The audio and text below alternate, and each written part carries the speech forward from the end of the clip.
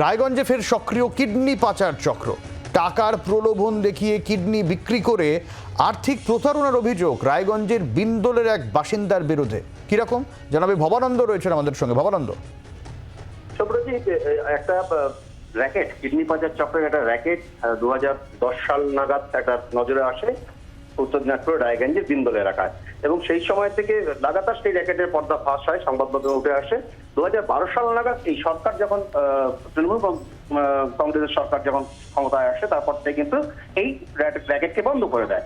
কিন্তু ইদানিংকালে আচমকা ফের কিডনি পাচার চক্রের একটা হদিশ পাওয়া যাচ্ছে রায়গঞ্জে। যেমন একটা কথা উঠে আসছে যে ওই সেই জায়গাতেই, যেখানে বিন্দল এলাকা, সেই বিন্দল এলাকাতেই আবার কিডনি পাচার হচ্ছে। আবার যারা মানুষজন একটু অর্থনৈতিকভাবে পিছিয়ে আছেন তাদের প্রলোভন দিয়ে নিয়ে গিয়ে কলকাতায় নিয়ে গিয়ে বা অন্য কোথাও নিয়ে গিয়ে কিডনি বিক্রি করে দেওয়া হচ্ছে। তারপরে যে এখন ভয়ঙ্কর অভিযোগটা উঠছে, যে টাকার বিনিময়ে সেই কিডনি কেনার কথা ছিল, সেই টাকাও সম্পূর্ণ সেই মহিলাকে দেওয়া হয়নি, এবং সেই টাকা চাইতে গেলে পরে সেই মহিলাকে প্রাণের হুমকি দেওয়া হচ্ছে, এমনকি আক্রমণ করা হয়েছে বলে অভিযোগ হচ্ছে। অনেক ধন্যবাদ ভবানন্দ।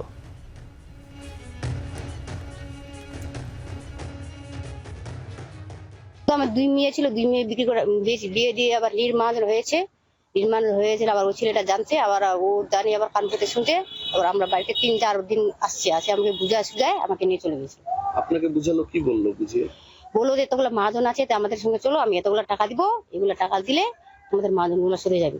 আমাদের তো মাজন সুদে হলো না, উল্টা আর ও আমাকে ধুকিয়ে দিচ্ছে। কত টাকা বলেছিল দেবে? 15 লাখ। এখন টাকা আনতে যাচ্ছি, ধরে আমাকে মারছে। তারপরে থানায় গেলাম, থানায় যায় আবার ডায়েরি করালাম। থানা তো আবার একটু ভাটলপালি থেকে আবার থাকবে। ভাটলপালি গেলাম, ভাটলপালি থেকে যায় না, আবার ছেলেটাকে ডাকলো। ছেলেটা বললো ঠিক আছে আমি যাচ্ছি, 4 ঘন্টা পরে যাচ্ছি। অসুস্থ শরীরে ধরে আমি 4 ঘন্টা থাকলাম ওখানে, ও আবার গেল না। বাংলার আওয়াজ, বাঙালির আবেগ, জি 24 ঘন্টা।